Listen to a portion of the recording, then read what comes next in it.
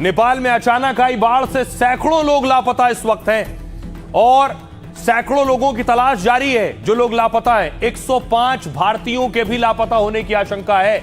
इनमें से कैलाश मानसरोवर यात्रा पर जा रहे तीर्थयात्री संपर्क से बाहर हो गए।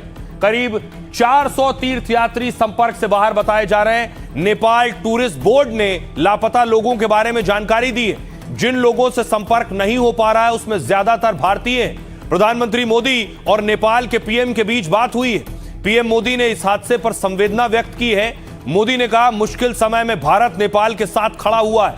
इधर भारतीय सेना नेपाल में मिशन के लिए पूरी तरह से तैयार है। राहत सामग्री, दवाई की खेप भेजने की तैयारी है। C-17 और C-130 विमान स्टैंड बाय पर रखे गए हैं। कुल 291 विदेशी पर्यटकों के लापता होने की आशंका है और साथ ही 93 नेपाली नागरिक भी लापता हो गए। इन लोगों से अधिकारियों और परिवारों का संपर्क नहीं हो पा रहा है। ट्रैवल कंपनियों से नेपाल टूरिस्ट बोर्ड ने डेटा मांगा है। मलेशिया के 17 पर्यटक भी लापता बताए जा रहे हैं। ब्रिटेन के 12 पर्यटक, दक्षिण अफ्रीका से 4 पर्यटक हैं। 3 अमेरिकी नागरिक के भी लापता होने की आशंका है। 100 लोगों की राष्ट्रीयता की अभी तक पुष्टि नहीं हो पाई है। वो 100 लोग कहां के हैं, ये आंकड़े अभी और भी बढ़ सकते हैं। नेपाल में रेस्क्यू ऑपरेशन तेज किया जा रहा है और ताकि फंसे लोगों तक जल्द से जल्द पहुंचा जा सके। हमारी सहयोगी एनडीटीवी की एक बहुत बड़ी टीम नेपाल के उस इलाके में है जो सबसे ज्यादा प्रभावित है। ग्राउंड जीरो से हमारी टीम की रिपोर्ट देखिए। नेपाल के नुआकोट इलाके में पहुंच चुके हैं और मेरे ठीक पीछे आप देख सकते हैं तबाही का मंजर। एनडीटीवी पहली टीम है जो लोकेशन पर इस वक्त पहुंची है। यही वो सैलाब है जो आज सुबह इस इलाके में आया। वहां पर जो आपको ये बिल्डिंग, जो इमारतें दिख रही हैं, वो सरकारी इमारतें थी। पहले ये जेल हुआ करता था। उस तरफ जो बिजली के खंभे दिखाई दे रहे हैं, वहां पर वो बिजली घर था। और जब ये सैलाब आया है, जब फ्लैश फ्लड आया है, तो सबको साथ लेता हुआ ये आगे बढ़ा है। हम जिस घर में खड़े हैं, इसकी जो निचली मंजिल है, यहाँ पर भी गाद आई, यहाँ भी मलबा आया और पूरा अपनी चपेट में से लेता हुआ आगे बढ़ा है। जो हुआ आपने खुद आंखों से देखा। पहला कभी ऐसी मंजर, ऐसी हालत आपने नहीं देखी नहीं थी? देखा, फर्स्ट टाइम है। फर्स्ट टाइम देखा है हमने। ये पानी तो इधर से ऐसे आया है। उधर आन के यहाँ पर देखा था, हम अंदर था। सुबह तो इतना वक्त था कि आप भाग पाए और अपनी जान बचा पाए? वो इतना वक्त था? अंदर था मेरा पति को लेकर भागा मैंने, नहीं तो आज हम दोनों भगा के लेकर।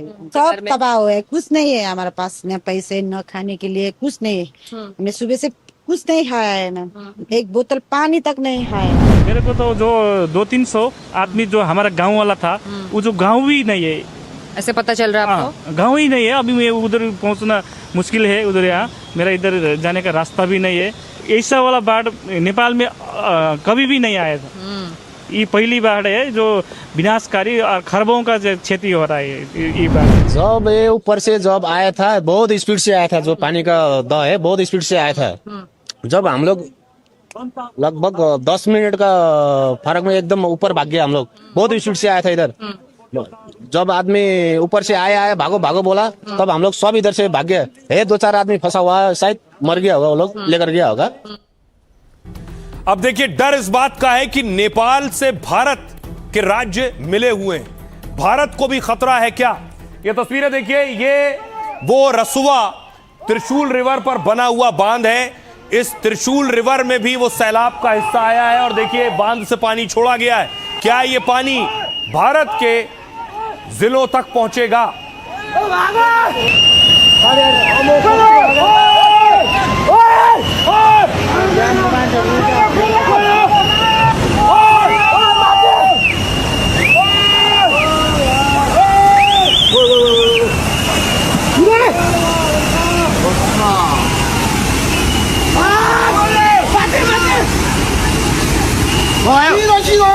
अब देखिए जरा, बिहार में अलर्ट हो गया।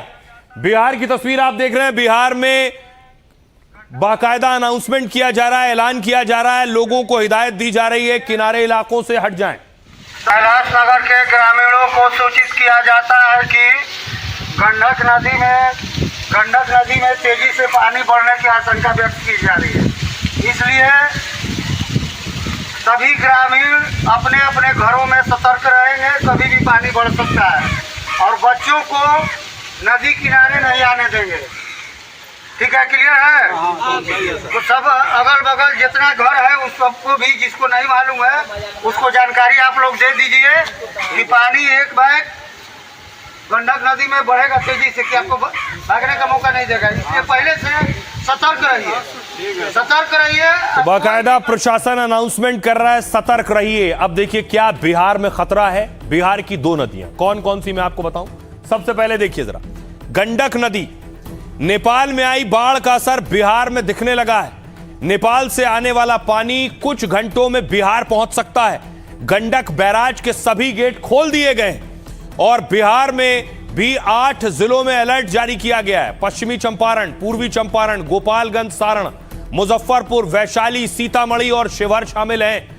एनडीआरएफ और एसडीआरएफ की टीमें भी तैनात हैं। साथ ही इसके अलावा देखिए कोसी नदी, गंडक के साथ कोसी बेसिन से जुड़े जिलों में भी निगरानी हो रही है। सुपौल, सहरसा, मधेपुरा और अररिया में सतर्कता बढ़ा दी गई है।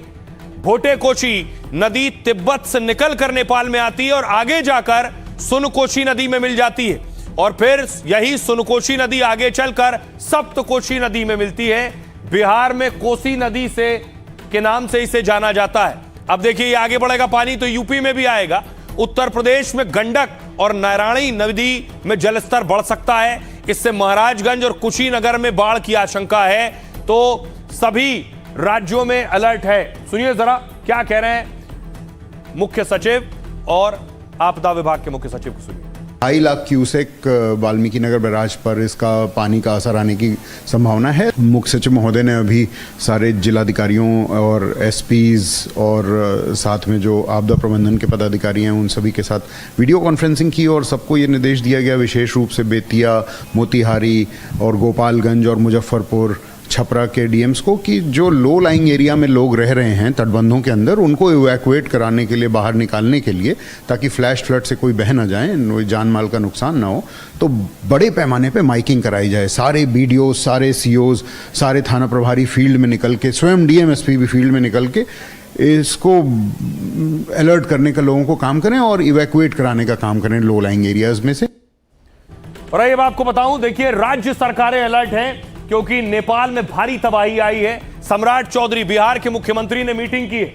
ये तस्वीर आप देख रहे हैं, सीएम सम्राट ने ये बैठक ली है, अधिकारियों के साथ बैठक की है।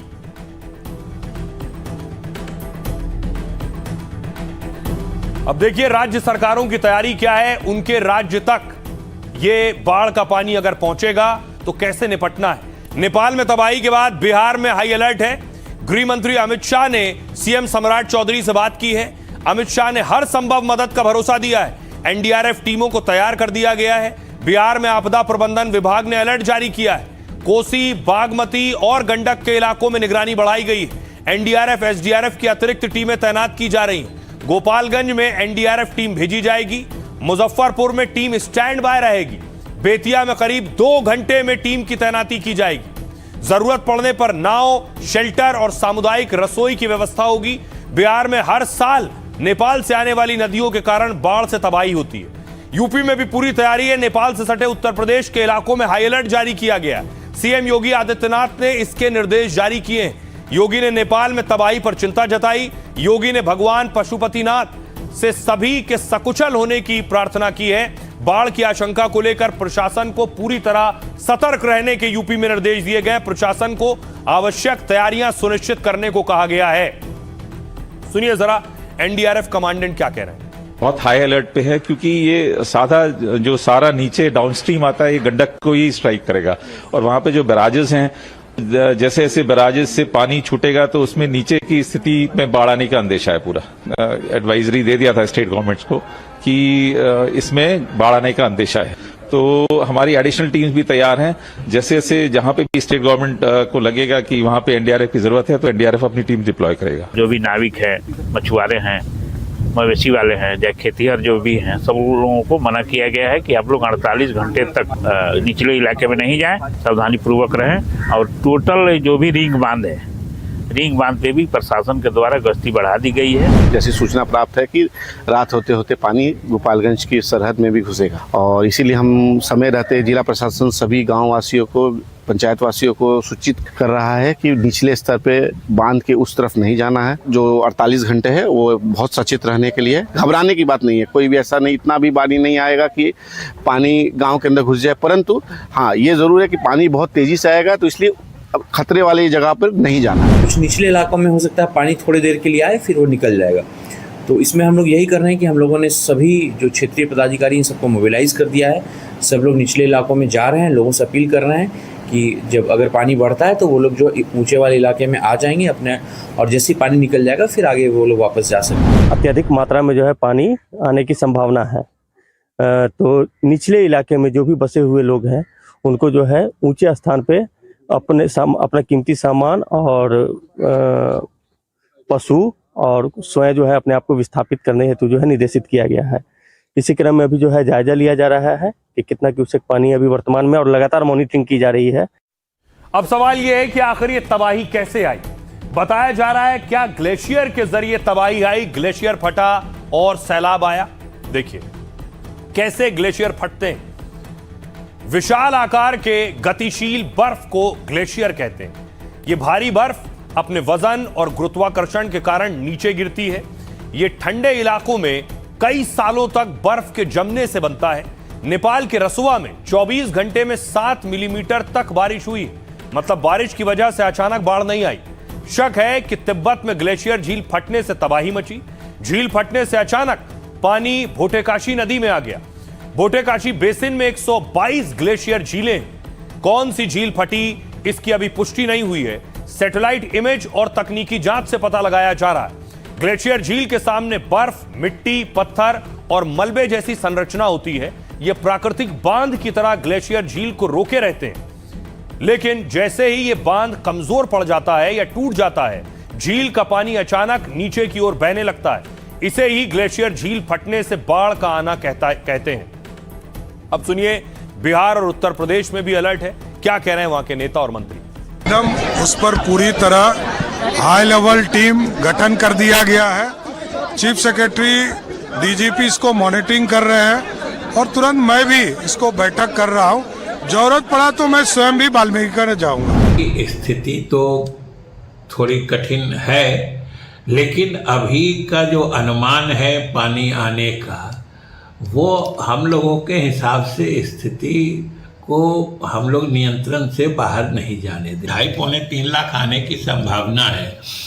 उस हिसाब से सतर्कता के सभी काम हम लोगों ने कर लिए हैं। जी हाँ, अभी हम बैठक कर रहे हैं, तो जो भी हमारी कोशिश रहेगी कि जल्द से जल्द हम बाढ़ अगर आए तो तुरंत हम उनको सहायता दें और जो भी जरूरतमंद है उन तक हम पहुँचें। जिन राज्यों में या जिन क्षेत्रों में कहीं भी बाढ़ की स्थिति बनी है, पहले भी या जो अभी बनी हुई है, जैसे बिहार में बाढ़ की स्थिति बनी हुई है, या आगे भी कोई बाढ़ की चपेट में आएगा तो पूर्ण रूप से उसको सहयोग किया जाएगा। सभी क्षेत्रों में एनडीआरएफ की टीम तैयार है। उनको पता है कि प्रत्येक वर्ष ये चीज होता है, तो उसके रोकथाम के लिए आखिर सरकार कदम क्यों नहीं उठाती है। मतलब जब लोगों को परेशानी हो, आम जन को जब परेशानी प्रत्येक वर्ष उठाना पड़ता है, अगर सरकार थोड़ी तैयार रहे तो बाढ़ से पहले उनको दिक्कत नहीं होगा और उनको सुरक्षित स्थानों पे ले जाकर के और उनके रहने उनके जैसे बहुत सारे जो ग्रामीण है गांव में अगर देखा जाता है तो उनके जानवर भी होते हैं, उनके भी शिफ्ट किया जा सकता है, लेकिन सरकार को इससे कोई लेना देना नहीं है। आइए खबरों में आगे बढ़ते हैं। आज की एक और खबर, सियासी खबरों की तरफ रुख करते हैं। यूपी टू बिहार, बहनों पर बरसे उपहार। रक्षाबंधन का मौका है। योगी आदित्यनाथ एक महिला सम्मान कार्यक्रम में आज पहुंचे थे। वो तस्वीर है, महिलाओं को सम्मानित किया। तो कृतज्ञ प्रणाम उन्हें समर्पित करें, अपने हृदय का उत्साह उन्हें दें।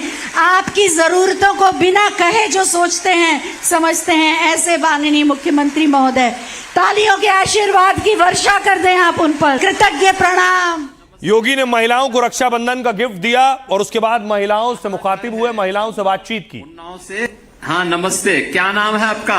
जी मेरा नाम पुष्पा है। कहाँ घर है? उन्नाव से जी। अच्छा, आपको देखिए आज से फ्री में बस सेवा सुविधा उपलब्ध करवा रहे हैं। जी धन्यवाद। ठीक है ना? जी जी। कैसा लग रहा आपको? बहुत अच्छा, बहुत अच्छा। अच्छा लग रहा है? जी। तो यात्रा कर पाएंगे ना आप? जी। बहुत सुंदर, बधाई आपको, बहुत बहुत बधाई आपको और आपके पूरे परिवार को, सभी माताओं बहनों को भी बधाई। धन्यवाद। हाँ उषा जी नमस्ते। नमस्ते।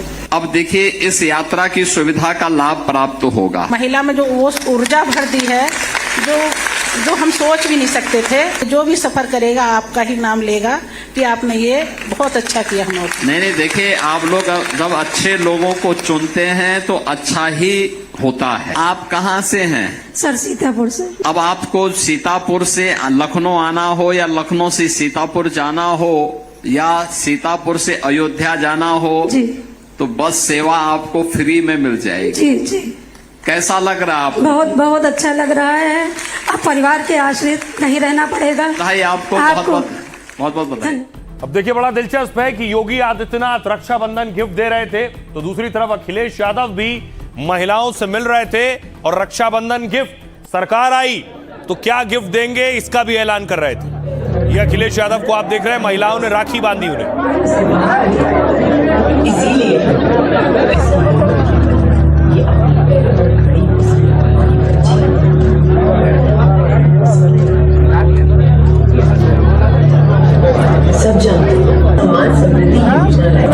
दूसरी तरफ देखिए सभी सरकारें आगे रहना चाहती हैं, कोई पीछे नहीं रहना चाहती। सम्राट चौधरी, बिहार में सम्राट चौधरी ने भी राखी बंधवाई और तोहफे दिए। और आज उनके द्वारा हमारे माननीय मुख्यमंत्री महोदय को रक्षाबंधन के उपलक्ष्य में राखी बांधी जा रही है। पुलिस दीदी रीमा कुमारी और रुचि कुमारी। कार्यक्रम के उपरांत माननीय मुख्यमंत्री महोदय मोटरसाइकिल का लोकार्पण है माननीय मुख्यमंत्री महोदय द्वारा। और आज उनके द्वारा हमारे माननीय मुख्यमंत्री महोदय को रक्षाबंधन के उपलक्ष्य में राखी बांधी जा रही है। पुलिस दीदी सम्राट चौधरी राखी बंधवा रहे थे, क्या गिफ्ट दिया है महिलाओं को आपको बताऊंगा। दूसरी तरफ देखिए दिल्ली की मुख्यमंत्री रेखा गुप्ता भी महिलाओं के कार्यक्रम में थी। रक्षाबंधन से पहले लक्ष्मी योजना की शुरुआत की है, वो योजना जिसमें महिलाओं को राशि दी जानी थी। चुनाव से पहले यह वादा किया गया था।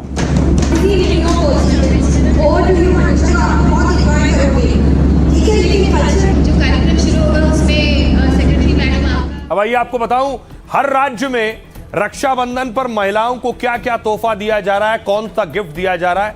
इसकी शुरुआत यूपी से करते हैं। 3 दिन के लिए महिलाओं को बस में यात्रा फ्री है। 900 सरकारी बसों में 27 से 29 अगस्त तक यात्रा फ्री है। महिलाओं के एक सहयोगी का सफर भी मुफ्त होगा। कामकाजी महिलाओं के लिए हर जिले में हॉस्टल बनेंगे। इसके अलावा दिल्ली में देखिए जरा क्या गिफ्ट है। रक्षाबंधन से पहले लक्ष्मी योजना की शुरुआत की गई है। हर पात्र महिला को 2500 रुपए महीना मिलेगा। 9 लाख से ज्यादा महिलाओं ने रजिस्ट्रेशन कराया है। इसके अलावा 56 लेडीज स्पेशल इलेक्ट्रिक बसें भी शुरू की गई हैं। कामकाजी महिलाओं के लिए 15 बस व्यस्त रूट में चल रही हैं। 13 कॉलेज और यूनिवर्सिटी वाले रूट में चल रही हैं। बिहार का गिफ्ट देखिए जरा। महिला पुलिस कर्मियों को 4700 स्कूटी की सौगात दी गई है।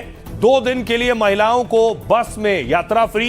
बिहार से डाक के जरिए राखी भेजने पर 10% छूट है। राजस्थान में देखिए रोडवेज की बसों में महिलाओं को 2 दिन मुफ्त सफर। आंगनवाड़ी कार्यकर्ताओं और सहायिकाओं को खास तोहफा। रक्षाबंधन पर उनके खाते में सीधे 1100 रुपए भेजे गए। उत्तराखंड में देखिए गिफ्ट। 2 दिन के लिए महिलाओं को बस यात्रा फ्री मिलेगी। उत्तराखंड में वॉल्वो और एसी बस में भी सफर होगा। तमिलनाडु का तोहफा देखिए, महिलाओं को, गरीब महिलाओं को साल में 3 मुफ्त गैस सिलेंडर मिलेंगे। महिलाओं के लिए मुफ्त बस यात्रा का दायरा बढ़ाया गया है। 2 अक्टूबर से हाईटेक डीलक्स बस में भी फ्री सफर होगा। एक जिले से दूसरे जिले का सफर भी अब फ्री होगा। इस ऐलान से 25 लाख महिलाओं को फायदा होगा। तो अलग अलग राज्यों ने गिफ्ट दिया है महिलाओं को रक्षाबंधन पर। सुनिए क्या कह रहे हैं सीएम। आपका किराया अब हम लोग देंगे, सरकार आपका किराया भरेगी। कल से लेकर यानी 27, 28 और 29 को तो हर बेटी, हर बहन, हर माता अपने एक सह यात्री के साथ उत्तर प्रदेश परिवहन निगम की बस में या सिटी बस की सेवा में निःशुल्क यात्रा कर लेगी। 29 के बाद 60 साल से ऊपर की माताओं के लिए बस यात्रा आईडी कार्ड उनका प्राप्त होने पर, वोटर आईडी कार्ड हो या आधार कार्ड हो, उस आधार पर फ्री में वो यात्रा रहेगी। दिल्ली की बहनों को 2500 रुपए देना हमारा संकल्प है।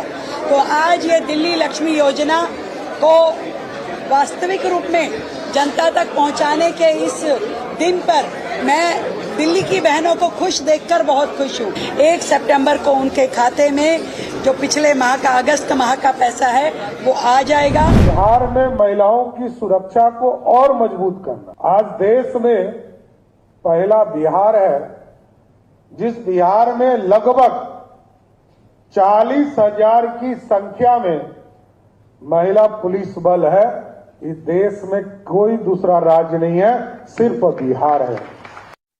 अब एक और बड़ी चीज ये है, बेशक महिलाओं को रक्षाबंधन गिफ्ट है, लेकिन जहन में सियासतदानों के चुनाव भी होता है। यही वजह है कि कोई पीछे नहीं है महिलाओं को लुभाने में। सबसे पहले देखिए, महिलाओं के लिए योगी आदित्यनाथ ने झंडी दिखाई और फ्री बस सेवा शुरू की है।